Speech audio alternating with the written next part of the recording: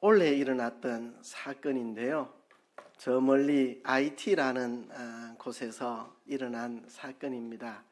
IT는 이 정부가 제대로 기능을 못합니다. 아주 깽단 천국입니다. 천국하니까 좀 이상하다. 깽단 지옥입니다. 그래서 깽단에 의해 가지고 가족을 다 잃어버린 한 여성이 있었는데요. 이 가족을 잃은 여성 복수하기 위해서 이 여성이 원래 노점상에서 파테라고 하는, 우리로 말하면 튀김 만두 같은 거 그런 거를 판매하는 여성인데, 이 파테라고 하는 이 음식에 농업용 살충제를 집어넣어 가지고 이 깽단들에게 나누어 주었습니다. 나눠주면서 우리 마을을 이렇게 지켜주셔서 감사합니다. 인사하며 나눠주니까 이 깽단이 의심하지 않고 음식을 다 받아서 나누어 먹어가지고 깽단 40여 명이 저 음식을 먹고 복통을 일으켜서 다 죽어버렸습니다. 40명이나 죽게 됐는데요. 깽단이 가만히 있을 리가 있겠습니까? 당장 이 여인의 집을 찾아가서 집을 부수고 이 여인을 죽이려고 했는데, 이 여인은 도망을 갔고 이미 경찰에게 자수하고 보호 신청을 해서 경찰이 보호하고 그렇게 했다고 합니다. 이 사건에 대해서 여러분 어떻게 생각하십니까? 인권단체에서는 이 여성 처벌하면 안 된다. 오죽하면 그렇게 했겠나. 정부가 기능을 못하고 경찰이 기능을 못하고 자기 가족이 억울하게 깽단에서 다 살해당했는데 어디 호소할 데가 없으니 부득이 개인적인 복수를 할 수밖에 없었지 않느냐.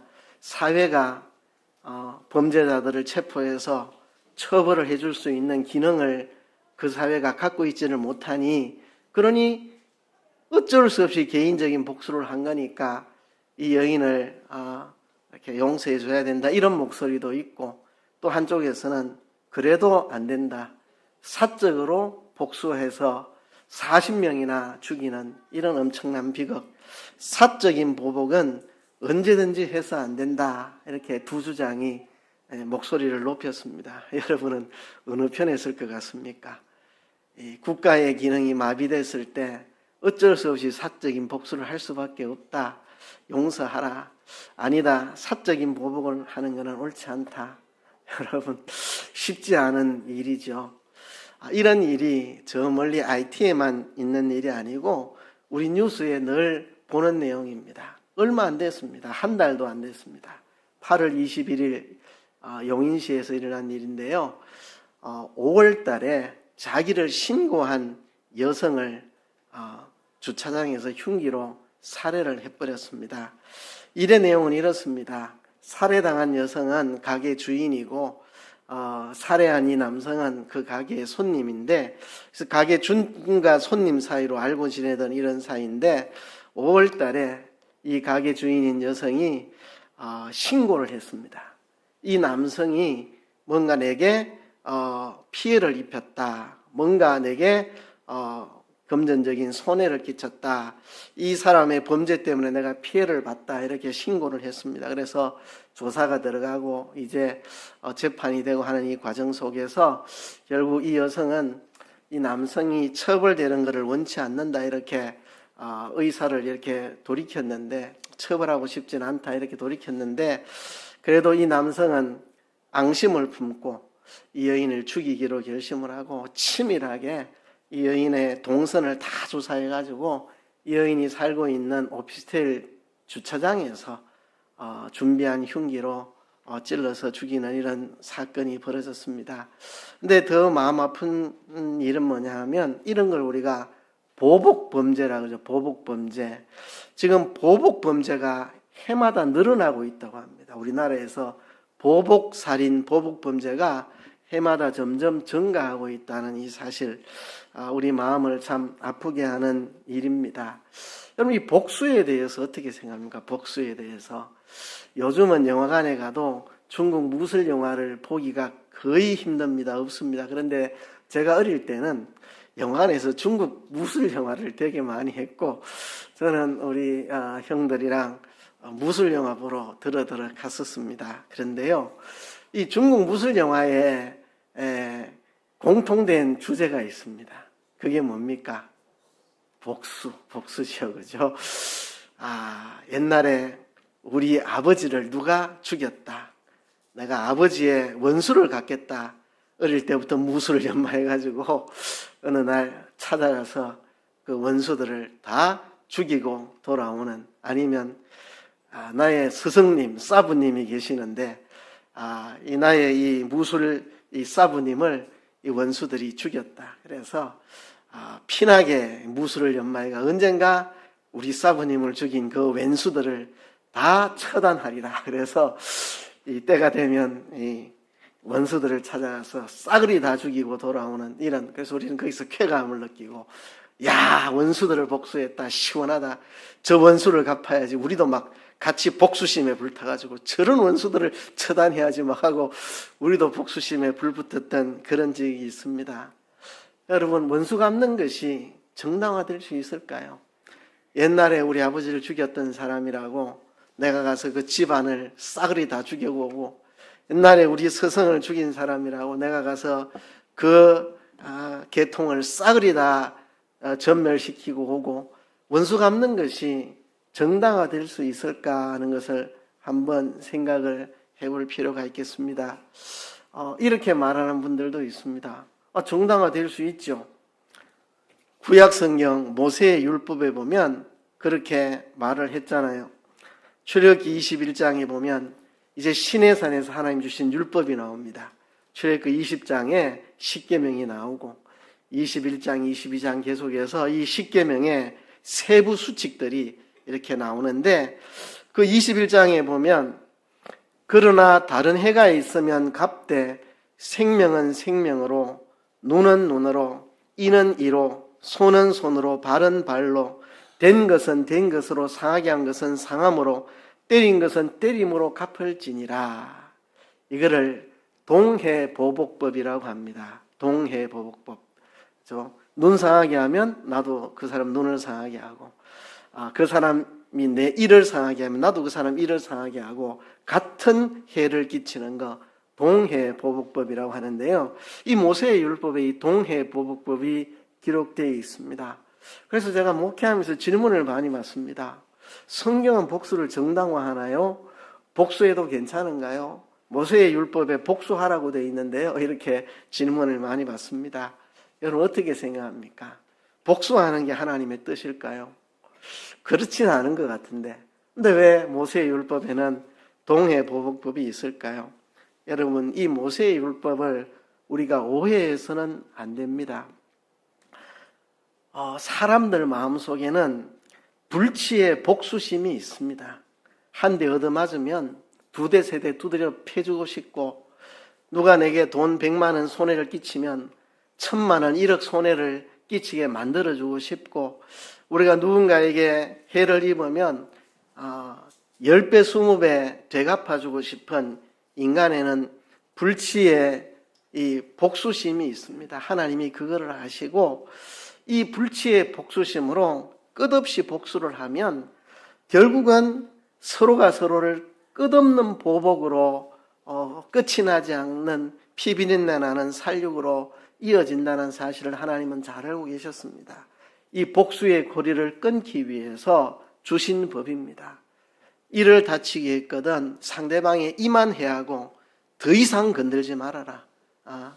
눈을 다치게 했으면 눈까지만 내가 허용해 줄 테니까 더 이상 하지 마라. 사람들이 내 눈을 다치게 하면 성질 나가지고 그 사람 아주 목숨을 끊어버리고 이렇게 하니까 하나님이 그런 끝없는 복수를 하지 못하도록 이 법을 모세의 율법에 넣어놓은 것이지 복수하라고 넣어놓은 법이 아닙니다. 오히려 복수를 금하는 법입니다. 인간의 이 불치의 복수심을 알기 때문에 당장에 아무도 복수하지 마라 이렇게 한들 사람들이 그 말을 들을 리도 없고 현실에 맞게 눈은 눈으로, 생명은 생명으로, 이는 이로, 손은 손으로 그 이상을 하지 못하도록 해서 지나친 복수를 하지 못하게 하고 이 정해진 율법 안에서만 복수가 허용이죠. 복수를 하라고 장려하는 것도 아니고 복수를 하라고 명령한 것도 아니고 제한되게 허용을 해서 더 이상 심한 복수를 하지 못하도록. 근데 예를 들어 상대방이 내 눈을 다치게 했는데 나는 그 사람 완전히 뭐 눈이고 코고 입이고 다 작살내면 또 그 사람은 가만히 있겠습니까? 죽이겠다고도 덤벼들고 이러면 끝없는 복수가 일어나니 끝없는 복수의 사슬을 끊기 위해서 하나님이 이 모세의 법을 주셔서 인간의 불치의 복수심을 제어를 한 것입니다. 끝없는 복수가 인간을 불행하게 만들기 때문입니다. 화해의 아이라는 책이 있는데요. 이리안자에 가서 복음을 전한 선교사의 이야기입니다.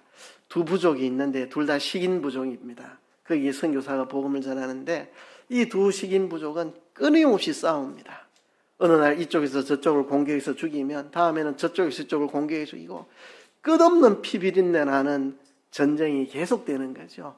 복수는 끝이 없습니다.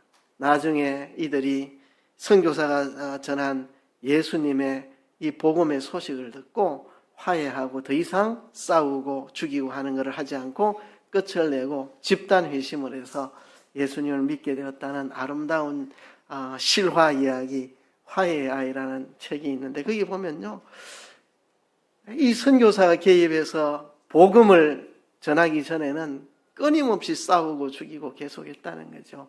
고대의 이 끝없는 복수를 하지 못하도록 막기 위해서 주신 법이 눈은 눈으로 이는 이로 이런 법이고 이거는 여기까지만 허용한다는 거지 장려도 권장도 명령도 아닙니다. 그래서 이 율법에는 복수를 막는 조항들이 많이 있습니다. 이 동해보복법이 지나친 복수를 하지 못하도록 하는 법이고 또 도피성 제도가 있었습니다. 도피성 제도. 자, 누군가 살인 사건이 일어났다 그러면 이제 합법적으로 조사에 들어가서 이 사람이 왜 죽었는가, 누가 죽였는가, 죽였다면 이게 죽이려는 의도가 있었나, 과실이었나, 이걸 조사를 해서 공적으로 처벌하기까지 개인 복수를 하지 못하도록 한 게 이게 도피성입니다. 어떤 사람은 이 성경을 잘 모르는 분들이 무슨 죄를 지어도 도피성에만 들어가면 살 수 있었다 이래 이야기하는 분들인데 아닙니다. 조사를 해서 이 사람이 살인을 저질렀는데 의도적인 고의적인 살인이었으면 공적으로 처벌을 하게 되어 있습니다. 그럼 도피성은 뭐냐? 이렇게 공적으로 재판에서 하기 전에 개인적으로 나서서 복수하지 않도록 그거를 막기 위해 도피성을 만들어서 어떤 범죄자가 도피성으로 피하면 사적인 복수를 할 수가 없습니다. 보호를 받습니다. 보호된 상태에서 법적인 조사를 해서 의도성이 있나 과실이냐 이런 걸 따져가지고 거기에 맞는 무죄도 될 수 있고 처벌이 있고 뭐 사형도 될 수 있고 그렇게 한 것입니다. 그래서 이 도피성도 복수를 금지시킨 개인적인 복수를 하지 못하도록. 그럼 끝없는 복수가 일어나니까 그렇죠? 누가 피해를 입었다 그럼 상대방이 복수하고 그러면 이쪽이 또 더 심한 복수를 하고 결국은 뭐 걷잡을 수 없는 복수의 반복이 되는데 그거를 막기 위해서 둔 제도가 바로 이 도피성 제도입니다. 그래서 이 구약의 모세의 율법에 눈은 눈으로 이는 이로 손은 손으로 이 동해보복법과 도피성 제도를 통해서 우리가 알 수 있는 게 뭐냐 하면 사람들에게는 복수심이 있다는 거, 참 통제하기 어려운 통제되지 않는 복수심이 있다는 거, 이 복수심을 제어하지 못하면 끝없는 복수로 서로가 서로를 불행하게 만드는 불행의 결과를 초래한다는 거. 하나님은 이거를 원치 않으시고 이것을 막으려고 하시는데 근데 이게 당장에 되진 않습니다. 언제 될 것이냐? 예수님이 오셔서 십자가에서 원수된 우리를 위해 대신 죽어주심으로 우리를 용서하시는 십자가의 대속이 완성되고 나서야 사람들은 이 복수에서 온전히 벗어난 새로운 삶을 살 수 있을 겁니다.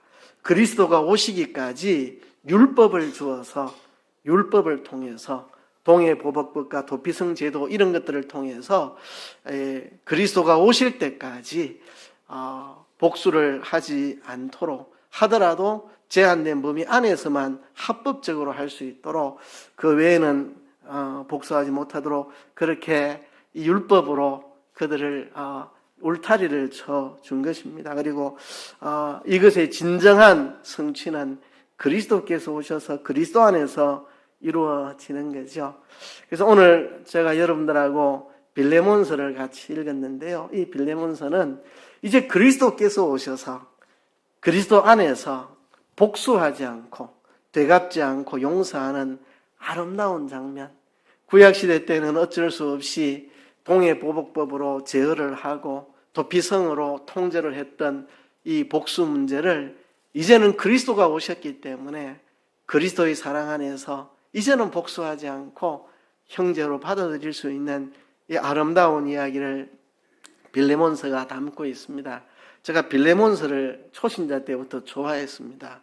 왜 좋아했는지 아십니까? 그렇죠. 학문의 권사님이 답을 맞추셨습니다. 한 장이어서. 제가 이제 초신자 때 성경을 읽어보니까요. 조금 읽다가 그 다음 이어서 읽고 이러니까 자꾸 이게 맥이 끊어져요. 그래서 한참에 다 읽어야 성경 이해가 잘 된다. 오늘 창세기를 시작했으면 창세기를 다 끝내고 그래야 창세기가 눈에 확 들어오죠. 마태복음을 읽었으면 마태복음을 오늘 다 끝내고 이런 결심을 했는데 어느 날 바빠요. 그래서 그럴 때는 빌레몬서를 읽으면 3분이면 그죠? 한 권을 다 읽을 수 있는, 그래서 급할 때 읽던 그래서 제가 빌레몬서를 좋아했던 이유는 딱 한 가지입니다. 짧아서. 근데 짧아서 좋아했던 이 말씀이 읽으면 읽을수록 참 마음을 따뜻하게 만들고 정말 감동을 주고 내가 이렇게 살아야 되는데 정말 평생 잊을 수 없는 내 가슴 속에 정말 잘 박힌 못처럼 정말 강력하게 내 심령을 움직이는 말씀이 되었습니다. 이 빌레몬서에는 3명의 주인공이 나옵니다. 로마에 갇혀 있는 사도 바울. 바울은 지금 로마에 구금되어 있습니다. 가택 연금되어 있습니다. 복음 전하다 잡혀가지고 죄수로 가 있습니다. 또 골로새라고 하는 소아시아 지역의 골로새라는 도시의 부자 빌레몬. 이 빌레몬은 자기 집을 예배 처소로 제공하고 있는 걸 보니까 저택이 커야 예배 장소가 안 되겠습니까? 골로새 교회가 이 빌레몬의 집에 모여 예배를 드렸고, 그러니까 부자였다고 볼 수 있겠죠. 그 집에 노예가 있었는데 그 노예 중에 한 명이 오네시모입니다. 오네시모. 이 오네시모가 빌레몬 주인의 재산을 훔쳐가지고 도망을 쳤습니다. 이 도망간 노예 오네시모, 이 3사람 사이에 된 일을 기록을 하고 있습니다. 자, 이 사람들의 관계를 한번 설명을 해볼게요. 바울이 3차 선교 여행 때에 소아시아 지역에 가서 복음을 전했습니다. 이 3차 선교 여행이 총 4년이 걸렸는데요. 그 중에 3년을 이 에베소에서 복음을 전했는데요. 이 3년간의 이 에베소에서 소아시아 지역을 복음을 전했는데 그 중에 2년을 두란노 서원에서 말씀을 가르쳐서 이 에베소가 속하고 있는 소아시아 지역 전체에 복음이 불길같이 번져 나가고 있을 때입니다. 이 빌레몬이라는 사람이 어떻게 예수 믿었느냐 소개되어 있지는 않지만 이 앞뒤 정황을 보면 사도 바울이 3차 선교여행 때에 에베소에서 복음을 전하고 있었고, 에베소에서 그렇게 멀지 않은 골로새라는 곳에 살던 이 빌레몬이 어떤 연유에서인지 아마 에베소에 방문을 했다가 바울에게 복음을 듣고 예수님을 믿게 됐겠죠. 예수 믿게 된 빌레몬이 이제 자기 집 골로새로 돌아가서 이제 그가 자기가 믿게 된 예수님을 이웃에게 전하고 전도하고 해서 이 빌레몬을 중심으로 교회가 형성이 되는데, 이 빌레몬은 부자니까 자기 집을 예배 처소로 제공을 했고 이 빌레몬의 집에 이제 교회가 형성이 됐습니다. 빌레몬은 바울이 3차 선교여행 때 에베소에서 복음 전할 때 바울을 통해 전도받아 예수 믿은 사람이 빌레몬입니다. 빌레몬은 바울에게 참 고마운 마음을 가지고 있겠죠. 당신이 전한 복음 때문에 내가 예수 믿어 구원 얻어가지고 우리 집이 이제는 가정교회로 이웃들이 다 우리 집에 모여 예배드리는 예배 처소가 됐고, 너무나 빌레몬은 바울에게 감사하는 그런 사람입니다. 근데 이 빌레몬은 부자였고 노예 오네시모가 있었습니다. 이 당시는 로마 시대였고 로마 사회에는 일반 시민보다 노예의 숫자가 훨씬 더 많았습니다. 아주 많은 노예가 있었습니다. 그런데 이 노예들은 참 비참하잖아요. 영화를 봐서 잘 아시겠지만 이 고대의 노예는 진짜 짐승처럼 취급당했습니다. 비참한 인생입니다. 그래서 도망가는 노예가 그렇게 많았다고 합니다. 그러면 노예가 도망을 가면 잡아와야 되겠죠. 그래서 노예 사냥꾼들이 있었습니다. 도망간 노예를 색출해서 주인에게 넘기면 주인에게 돈을 받고 이렇게 하는 노예 사냥꾼들이 있었고, 또 이렇게 도망간 노예가 잡히면 심한 고문을 하거나 죽여버리는 경우가 되게 많았습니다. 왜? 도망간 노예를 살려두면 자꾸 도망갈 거니까 아주 심하게 고문을 하고 죽여야 이 도망을 못 칠 테니까 다른 노예들이 겁을 먹고, 그래서 도망간 노예는 죽이는 경우가 많았습니다. 근데 이 빌레몬 집에도 노예가 있었고, 이 오네시모라는 노예가 도망을 갔는데 주인의 재산을 훔쳐가지고 해를 끼치고 도망을 갔습니다. 오네시모가 도망을 가려면 어떻게 해야 되겠습니까? 노예 사냥꾼들에게 안 잡혀야 되겠죠. 잡히면 빌레몬의 집에 끌려올 테니까. 그렇죠. 그래서 오네시모가 어디로 도망을 가느냐? 로마로 도망을 갑니다. 로마는 골로새에서 너무나 먼 곳이고, 또 로마는 세계에서 제일 큰 도시니까 사람들이 엄청나게 많고 신분 세탁하기에 로마만큼 좋은 곳이 없습니다. 그래서 로마까지 탈출하는데 성공을 해서 이제야 오네시모가 아이고 이제 살았다 하고 안도의 한숨을 내쉬고 있었습니다. 그런데 자, 여기서부터 이야기를 한번 시작해 봅시다. 이 도망간 노예가 오네시모가 로마에 가가지고 누구를 만나느냐? 바울을 만나게 됩니다. 바울. 이 골로새의 부자 빌레몬에게서 도망간 오네시모가 로마에 도망가서 바울을 만나게 됩니다. 바울이 오네시모에게 복음을 전합니다. 오네시모는 예수님을 구주로 영접합니다. 오네시모는 너무나도 기뻤습니다. 정말 이제 내게 새 삶이 이루어지는구나.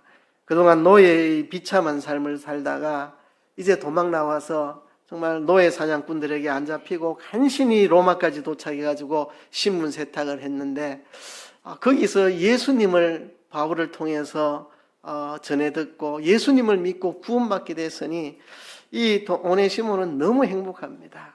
참 하나님이 나를 사랑하시는구나. 나를 예수 믿게 하려고 이 노예 사냥꾼에 안 잡히고 여기까지 오도록 하나님이 나를 지키셨구나. 정말 하나님이 날 사랑하신다니, 노예 신분인 나를 이렇게 사랑하시고 영원전에 나를 택하시고 예수님 보내셔서 예수님이 나 대신 십자가에 피 흘려 죽으심으로 나 같은 노예도 사랑하셔서 죄 씻어주시고 하나님 자녀 삼아주신 이 은혜 감사하다. 이렇게 오네시모는 너무너무 기쁘고 즐겁고 감사한 하루하루를 지냅니다. 이 오네시모가 이제 바울을 돕는 바울의 일꾼이 됐습니다. 바울은 지금 가택연금 상태에 있기 때문에 그렇게 자유롭지를 못합니다. 누군가 도와줘야 되는데 오네시모가 바울의 신복이 되어가지고 바울을 돕는 역할을 하고, 오네시모는 참 삶이 보람있죠. 대사도의 신복이 되어서 복음사역을 협조하는 일꾼이 되어서니 오네시모는 참 보람이 있었습니다. 그런데 오네시모의 그 기쁜 마음 한켠에는 어두운 그림자가 드리워져 있었습니다.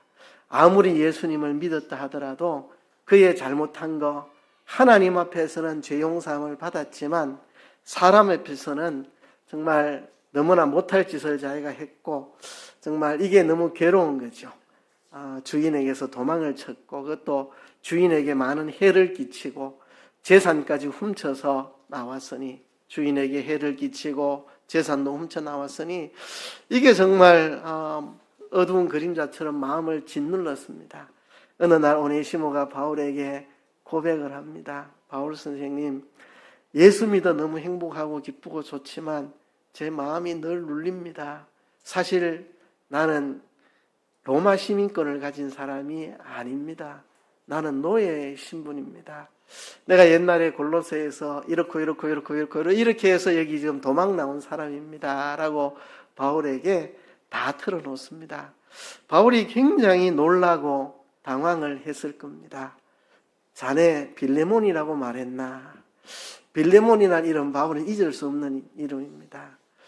로마의 죄수로 끌려오기 전에 3차 선교행 때 에베소에서 복음 전할 때 내가 만났고 그에게 복음을 전해서 그가 예수님을 믿고 골로새로 돌아가가지고 교회를 세운 사람, 정말 내 사랑하는 제자 빌레몬, 그 빌레몬의 노예가 이렇게 왔구나. 참 놀라운 일이죠.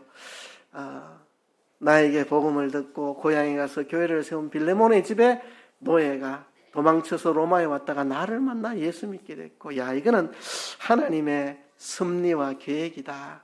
하나님의 섭리와 계획으로 이 사람이 예수님을 믿게 된 것이다. 이건 하나님의 역사다. 근데 이제 바울의 마음도 심란합니다. 이걸 어찌해야 되나?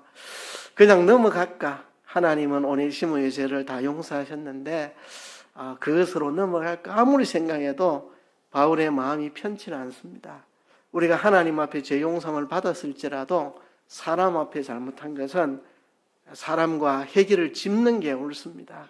예수님 말씀하시기를 하나님 앞에 예배드리러 왔다가 형제에게 원망 들을 만한 일이 있거든 가서 먼저 형제와 화목하고 다시 와서 하나님께 예물을 드리라 이렇게 말씀하셨는데, 아무리 오네시모가 지금 예수님을 믿고 바울의 신실한 동력자가 되었을지라도 그가 빌레몬과의 얼그러진 문제는 해결을 지어야 되지 그냥 넘어가서는 안 된다.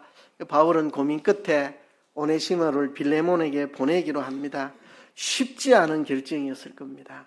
그 당시에 도망간 노예가 잡혀오면 고문을 하고 죽이는 게 다반사인 일인데 빌레몬이 오네시모를 용서할까? 이게 이제 바울의 고민이고 숙제입니다. 빌레몬이 오네시모를 용서하지 않는다면 빌레몬이 오네시모를 죽일 수도 있고 죽이진 않아도 고문해가지고 아주 병신 만들어 놓을 수도 있고, 그렇게는 하지 않는다 하더라도 오네시모를 다시 종으로 삼아서 이 오네시모를 학대할 수도 있습니다. 일부러 고된 일을 많이 시키고 일부러 못된 일을 하고 오네시모에게 복수할 수 있으니까 네가 내 재산을 훔치고 도망가서 그래 두고 보자. 네가 내게 이렇게 해를 끼치고 네가 도망을 가서 그래 한번 두고 보자 하고 두고 오네시모를 말로서 행동으로서 괴롭히고 갈구고 이렇게 할 수 있습니다. 바울이 오네시모를 빌레몬에게 보내기로 결정하는데 쉽지 않았을 겁니다. 그래도 바울에게 믿음이 있었습니다. 빌레몬이 오네시모를 용서하리라. 결코 복수하지 아니하리라. 그래도 안심이 되지 않아서 편지 한 통을 써서 오네시모의 손에 쥐어주고, 오네시모는 바울이 쓴 편지를 들고 빌레몬에게 나타납니다. 이렇게 바울이 오네시모를 빌레몬에게 보내면서 써준 편지 한 통, 그게 바로 이 빌레몬서입니다. 바울이 쓴 이 빌레몬서의 내용 25절까지 있는데요. 한 문장으로 요약할 수 있습니다. 이 말입니다. 나를 봐서 오네시모를 용서해 주세요. 그 말입니다. 빌레몬 형제여, 사도 바울 내 얼굴을 봐서 나를 생각해서 당신에게 해를 끼치고 재산을 훔쳐 도망간 저 노예 오네시모를 용서해 주세요. 제발 나를 봐서 당신에게 해를 끼친 오네시모를 복수하지 말고 용서해 주세요. 그 이야기가 바로 이 빌레몬서의 내용입니다. 여러분, 바울이 빌레몬에게 쓴 이 편지를 통해 우리는 하나님의 마음을 느낄 수 있습니다. 하나님이 빌레몬서를 통해 오늘 우리에게 말씀하십니다. 남산교회 아무개 성도야, 나를 봐서 니한테 못된 짓 했던 그 사람을 복수하지 말고 용서해다오. 그렇게 하나님이 이 빌레몬서를 통해 우리에게 말씀합니다. 여러분 안에는 복수심이 없습니까? 여러분, 아까 제가 IT에서 40명을 죽인 그 복수, 또 우리나라에서 한 여성을 주차장에서 칼로 살해한 복수 이야기하니까 내가 누구 사람 죽이려고 생각한 적도 없고 그런 계획을 세운 일도 없고 내하고는 딴 이야기네, 이렇게 생각하지 마세요. 제가 한번 이야기해 볼까요?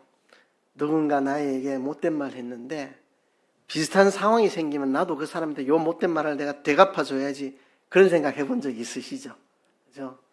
누가 내게 경제적인 피해를 끼쳤는데 기회만 잡히면 나도 그 사람 경제적인 피해를 한번 끼쳐야지, 이런 생각 해본 적이 있죠. 그죠? 누가 나를 무시한 적이 있는데 내가 딱 기회감 잡히면 나도 그 사람을 아주 대놓고 한번 무시해줘야지, 이런 생각한 적이 있죠. 그죠? 누가 내 말을 그냥 들은 척도 안 하고 확 지나가 버렸는데 나도 저 사람이 내 뭔가 말할 때 들은 척도 안 하고 확 지나가 가지고 내가 되갚아줘야지, 이렇게 복수의 마음 가진 적 있죠. 여러분, 이런 식의 복수의 마음 여러분 많이 가지지 않았나요? 그죠? 누구에게나 있습니다. 누구에게나 저 사람이 내게 이렇게 했는데 내가 되갚아줘야지, 이런 마음이 있습니다. 오늘 바울이 빌레몬에게 부탁합니다. 나를 생각해서 당신에게 해를 끼친 오네시모를 복수하지 말고 되갚지 말고 용서해 주세요. 이 말씀을 통해 하나님이 우리에게 말씀하십니다. 아무개 성도야, 나를 봐서 네게 잘못한 그 사람 복수하지 말고 용서 좀 해주거라. 하나님이 이렇게 말씀하십니다. 여러분, 이 사건의 중심에는 그리스도가 계십니다. 그리스도, 그죠? 그리스도의 사랑으로 되갚지 말고 용서해 주라는 이야기입니다. 우리 미천으로는 불가능합니다. 우리 미천으로는 안 되는 이야기입니다. 도저히 할 수 없는 이야기입니다. 예수님의 십자가 사랑으로서만 가능합니다. 오네시모가 빌레몬에게 돌아가는 그 발걸음이 떨어지겠습니까? 빌레몬이 용서해 주지 않으면 내가 죽을 수도 있고 고문당할 수도 있고 남은 생에 비참하게 괴롭힘 당하며 살 수도 있는데, 떨어지지 않는 걸음이지만 예수님의 십자가 사랑을 경험했기 때문에 빌레몬이 용서하리라는 믿음을 갖고 오네시모도 갖고, 바울도 오네시모를 보낼 때 참 보내기 쉽지 않았겠지만 빌레몬이 진짜 예수님을 믿는 사람이기 때문에 내가 이야기하면 빌레몬이 오네시모를 복수하지 않고 용서하리라는 믿음을 갖고 바울도 오네시모를 보냈을 거 아닙니까? 이건 인간의 미천으로, 저와 여러분의 미천으로 할 수 있는 일이 아닙니다. 우리가 그리스도의 사랑을 경험한 자만 그리스도의 사랑 안에서 되갚아주지 않고 복수하지 않고 용서할 수 있는 일입니다. 이 바울에 쓴 편지를 통해서 하나님의 절절한 마음을 느낄 수가 있는데요. 그 마음이 어떤 마음인지 우리가 한번 조금 느껴보고자 합니다. 1절부터 7절까지는 본문에 인사말이 나오고요. 8절에 보면 이렇게 말합니다. 이러므로 내가 그리스도 안에서 아주 담대하게 네게 마땅한 일로 명할 수도 있으나 도리어 사랑으로서 간구하노니, 이렇게 말합니다. 참 묘한 말입니다. 이거를 조금 강한 어투로 하면 이런 말입니다.